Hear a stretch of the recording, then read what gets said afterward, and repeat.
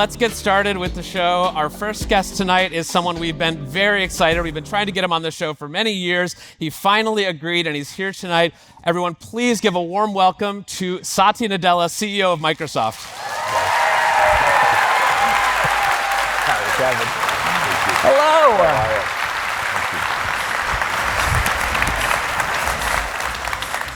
Now, Satya, I have to start by making a confession, which is that I have not been a regular user of a Microsoft AI product since 2023, when one of them tried to break up my marriage. Unsuccessfully, I should add. My wife is right there.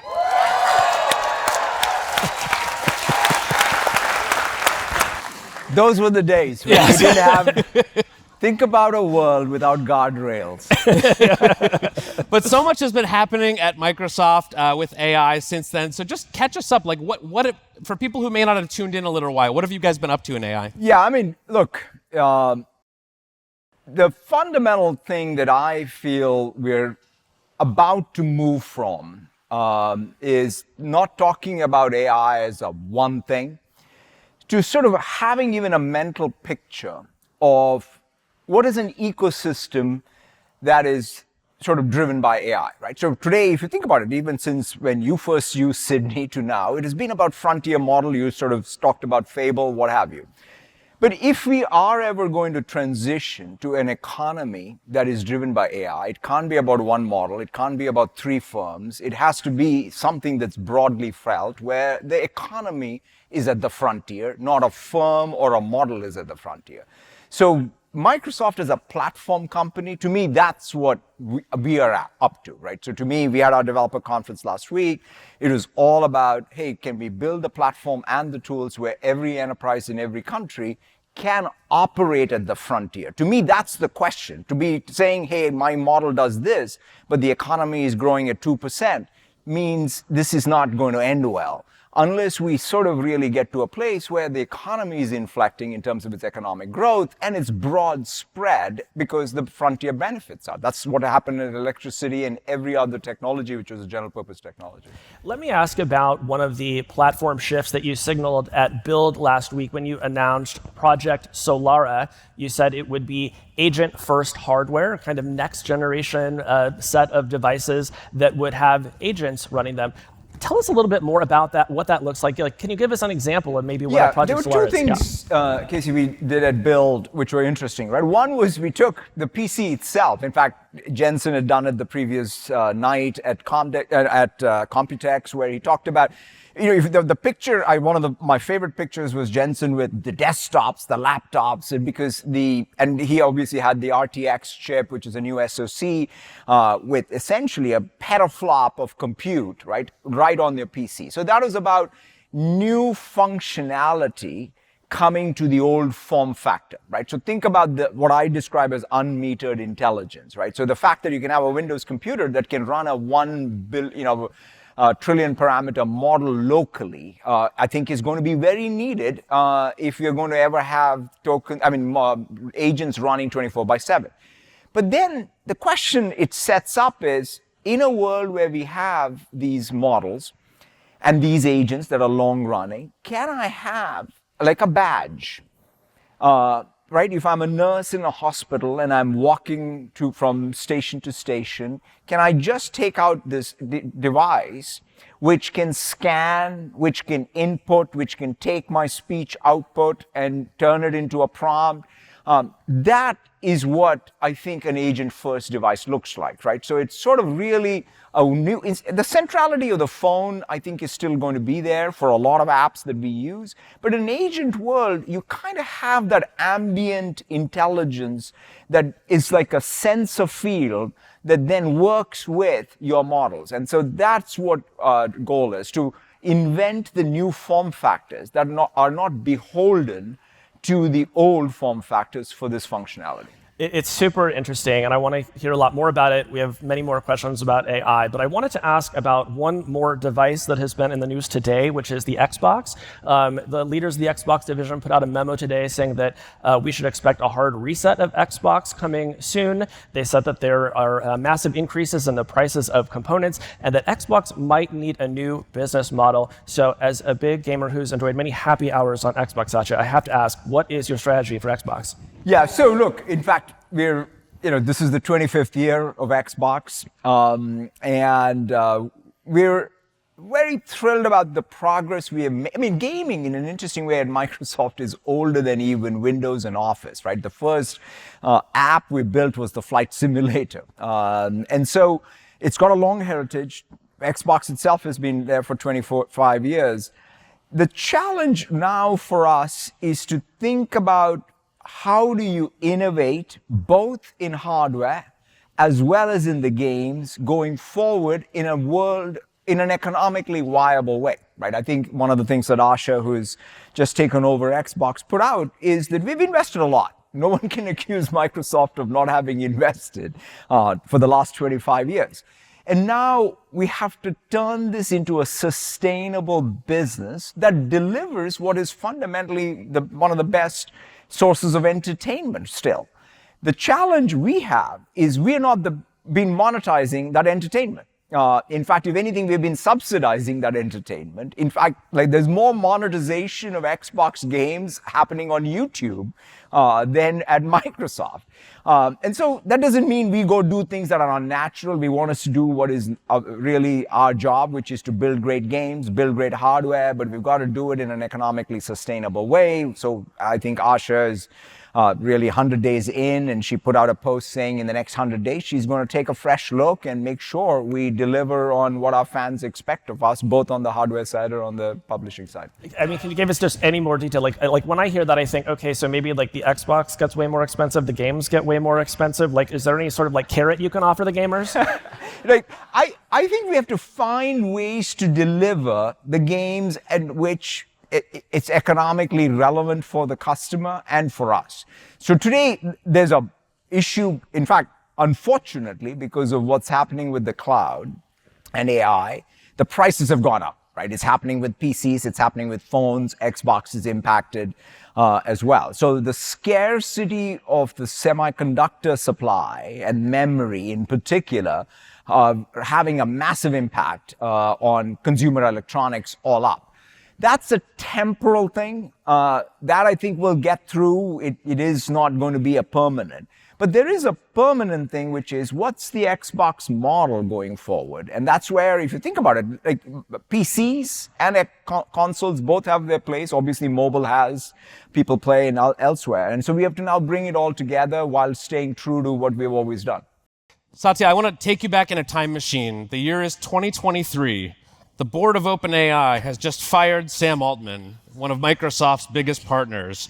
You and your team spent a harried weekend trying to pull together an entirely new division of Microsoft Advanced AI Research, to sort of catch the employees that are making a mass exodus from OpenAI. You're ordering laptops, you're opening up an office in San Francisco so that all these people have a place to go work.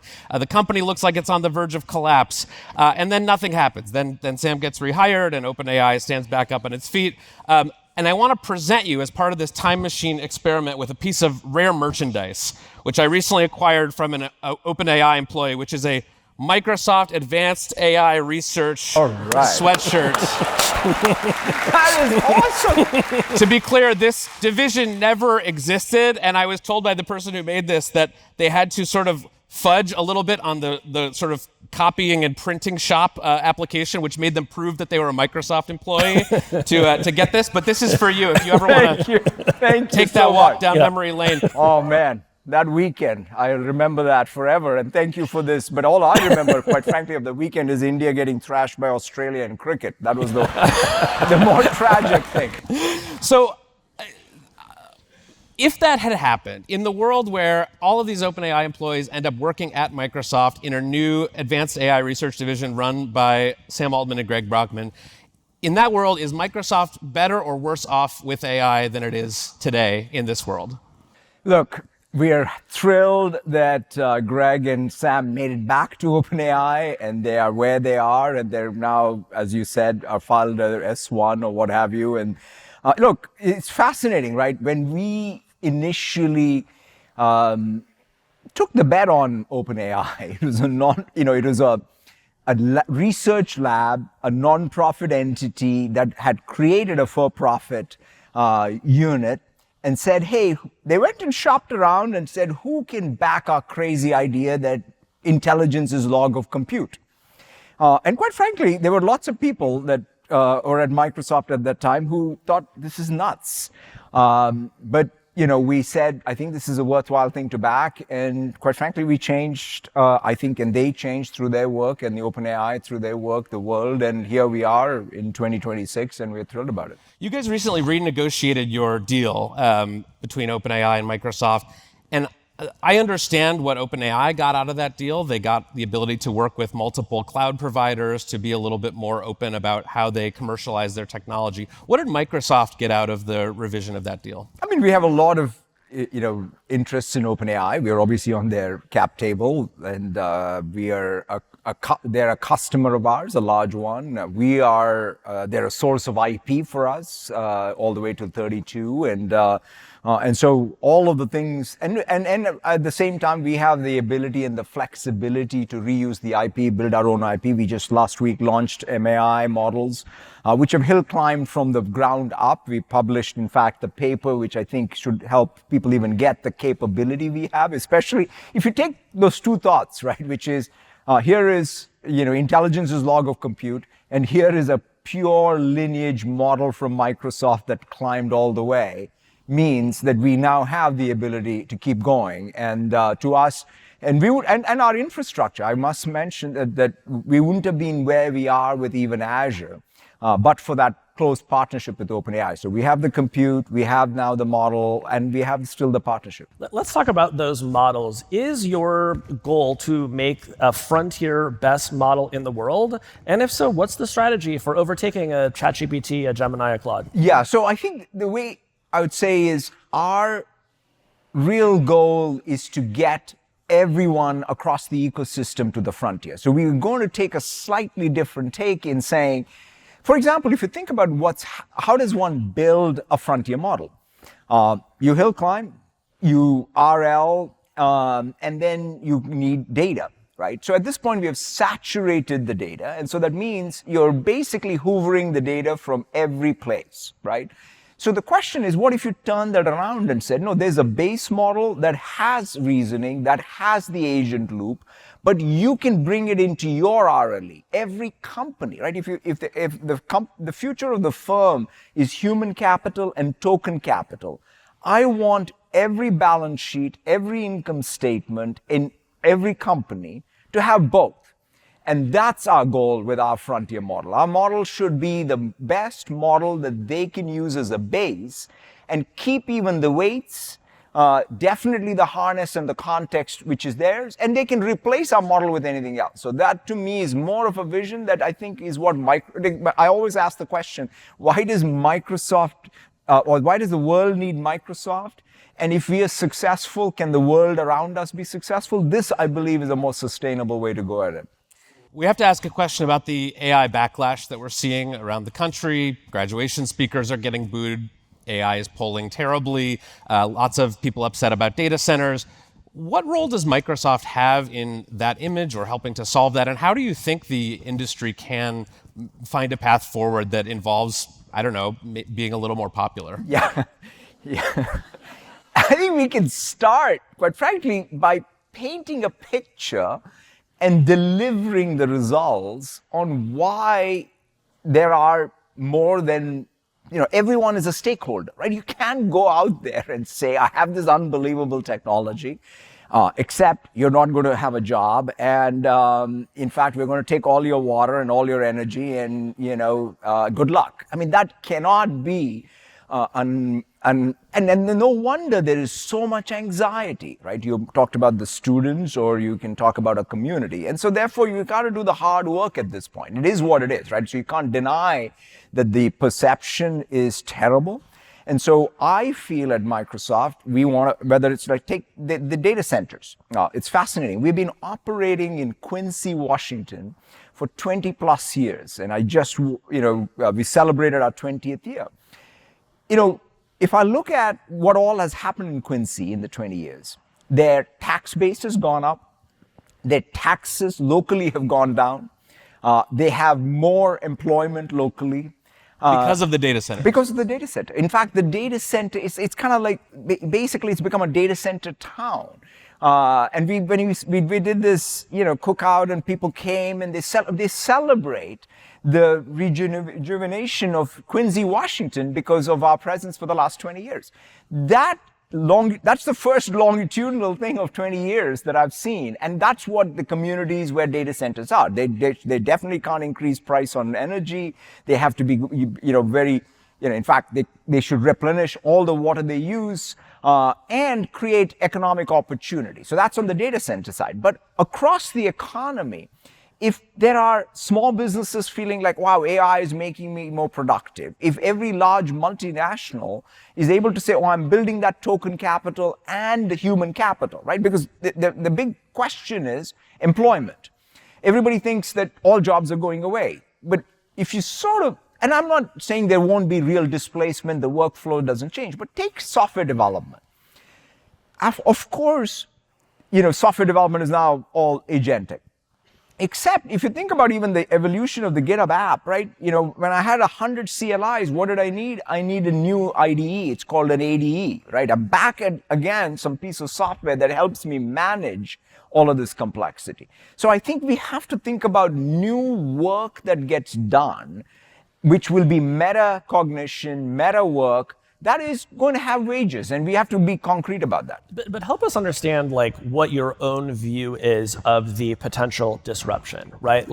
Because I've been talking to so many economists, tech leaders like yourself about this over the past couple of months, and truly opinion is all over the place. And I talk to some folks who say, yes, you better believe I'm hiring fewer people next year because of AI. And then I talk to other people that say, I can't get enough engineers. I want more than I have. So where are you on that? In 2 years, you're going to have more engineers or fewer? Yeah, so I think if in the early 80s, if someone had come to us and said, hey, we're going to have 3.5 billion people in the world who are all going to be typists, we would have said, why does the world need 3.5 billion typists? Except we do. We all get up in the morning and type, but we're doing quote unquote information work, knowledge work, and so on. So that type of change is going to have to happen, and each of them will have a name and it'll have a wage support. That reinvention, right? So a software developer of the past to the software developer of the future may have the similar sort of skills, but the work they do is different because they're managing a group of 100 agents, 1,000 agents. In fact, there's a beautiful term one of my colleagues has, which is just like in software development, we already had this concept of test coverage. One of the new things that we are learning is what I'll call cognitive coverage, right? So what does a software developer do? I have a repo full of code that was written by agents. I am cognitively understanding what happened, and I now need tools for cognitive coverage on what that was built. That's a job, I think, of a software developer. And in order to do that, you got to go to school, you got to learn computer science and have cognitive coverage. And so this reinvention of work, the work artifact, the workflow, right? Because software went from input to output. That's a format change, an artifact change, the workflow has changed, and the work changes with it. I feel like what people really want to hear is some combination of your job isn't going to change that much, or if it does change, you're going to get paid more. Do you think that either of those things will be true for most people? I think that that's the thing. The wages, have always been about what is it that we as a society value, right? We have grown in the last 200 years, 250 years, was about a particular form of expertise and accrual of knowledge. So when you have abundance of some form of expertise, what is that human ability to now build a new expertise that is not trainable, right? In fact, there was a nice blog I read this morning from Sarah Go, which I thought was an interesting one, where she sort of mentions, hey, what is the untrainable part? And that applies to organizations and I think us as well. And it's we as humans have agency, ambition, that should not be counted out. And And if you look at even what is human capital today, the human capital, in spite of all the digital systems we have at our disposal, we do the glue work. We will discover the new glue work that happens with all this automation. And that, I think, is the process of change. One idea that's been floated recently, including by reportedly Sam Altman, and President Trump has also weighed in on it, is the idea of having the US government take direct investment stakes in frontier AI companies. Do you think that's a good idea? What percent of Microsoft would you like the US government to own? MSFT, you can trade. But do you think that is a way for the gains of AI to be more broadly felt? Look, this is all very new, right? I mean, the idea that there may be the United States, whether it has a sovereign fund and the sovereign fund has equity stakes and that somehow is part of what is considered the wealth of the citizens of this country, I think it's a novel idea. Other countries have done it. I think Alaska has some form of it in the state because of the oil wealth. So I'm not sort of opposed to innovative ideas like this. But at the end of the day, I mean, there's this entire movement of if only we had invested some portion of our social security in S&P 500, we would have a surplus or what have you. And so to the degree to which some of these ideas can be played out and they succeed, I think we'll all benefit from it. Yeah. You told Dwarkesh Patel in February 2025 that your benchmark for achieving AGI was 10% GDP growth. Seems like we're not super close to hitting 10% yet. I'm curious, like, how you view that kind of statement that you made a year ago now, and do you see any sort of recent acceleration that makes you think it's more possible? In fact, it's one of the things that I think a lot about is the difficulty of even a very powerful general purpose technology and its diffusion and the amount of change management that is required, right? I mean, the systems, right? For example, one of the challenges right now that we are going to face in the next year, 2 years is this, the economics of tokens.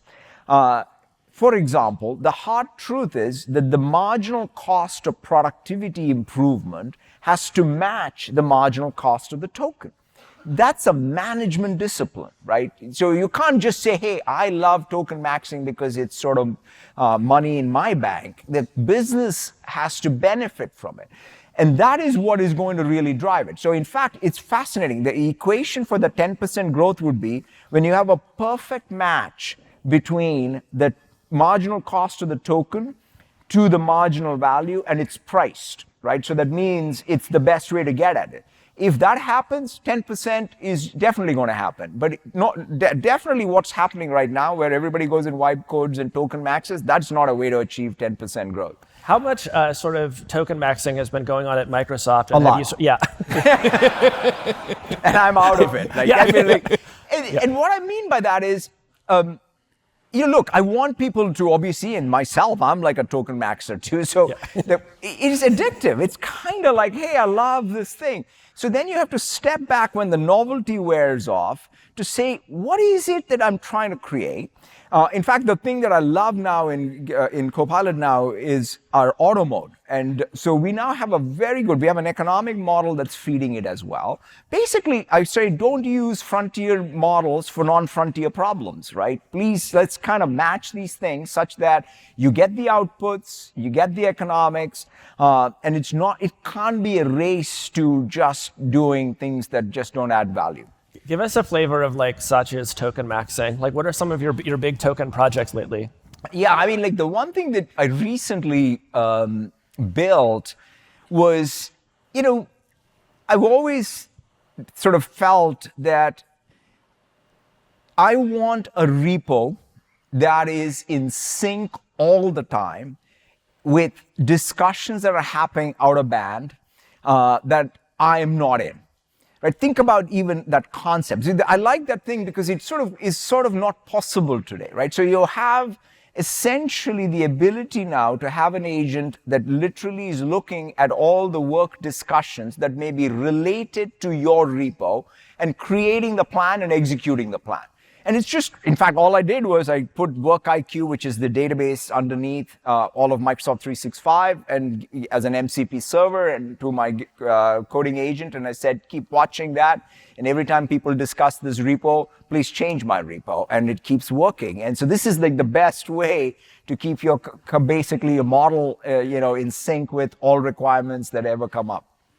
You've been thinking a lot about the political economy of AI. Obviously, the things you're talking about diffusion and adoption and GDP growth are all part of that. What do you think the people in San Francisco leading the AI companies here get wrong about the political economy of AI? I mean, I wouldn't say they're wrong about the political economy of AI, but I do think when I look back at there's a very cool book I read, I think in December. I may have the name wrong, but it's written by Joel Mercier and a couple of co-authors. I think it's called Parallel Paths to Prosperity. They describe a little bit of how the last 1,000 years, the West grew and what was happening in China. So it was a 1,000-year history. But the fundamental thing when I take from that book and in general when I read history is the West in particular got three things into a virtuous cycle. Right? They got technological revolutions, and markets, and democracy, both acting as a check on the other. That's why there is no such thing as an economy. It's a political economy. A democracy controls ultimately what happens in a market, and then technology sort of tries to disrupt the two, and then you keep sort of the checks and balances. That's magical. It's one of the most unbelievable social constructs ever to emerge in the world, right? Think about sort of, it became the model. And we now need that same model to be redefined for this age, but it'll work because it worked the last time. And so therefore, I think us reminding ourselves that the balance, the checks and that each one has on the other is what I think we have to aspire for, whether it's in San Francisco, whether it's in Washington, D.C., or quite frankly, anywhere else. Maybe just as a last question, I'm still trying to hone in on what I think Kevin might call how AGI-pilled you are. There's a sense in Silicon Valley that it really is different this time, and that the jagged frontier is going to keep advancing forever, and all of a sudden the little tasks that AI can automate today are going to convert into full jobs. How much do you buy that story? Look, I buy that anything where the loops can be closed, right, like coding. In fact, AI research is sort of possible to close.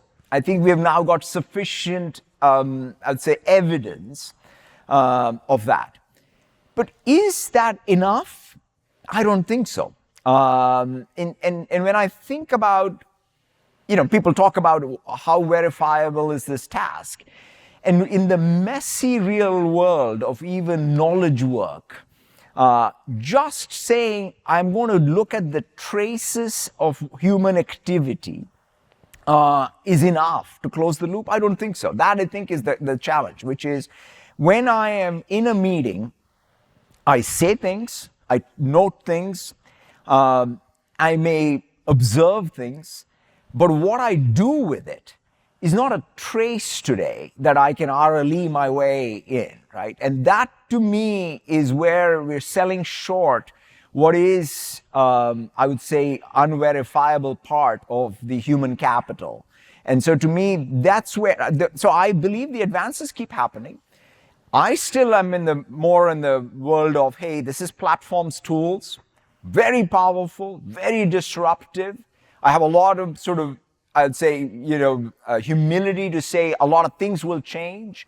But at the end of the day, so was electricity, so were a lot of other, steam when it first came out and what have you. And so I'm not sort of sitting there and thinking this is the last technology we ever will invent. I don't buy that. I kind of feel like, this is in the pantheon of all technologies, a big step up. But I do think that, there will be more to come.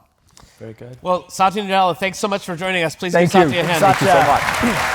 Thank you. Thank you so much. Thank you so much. Thank you.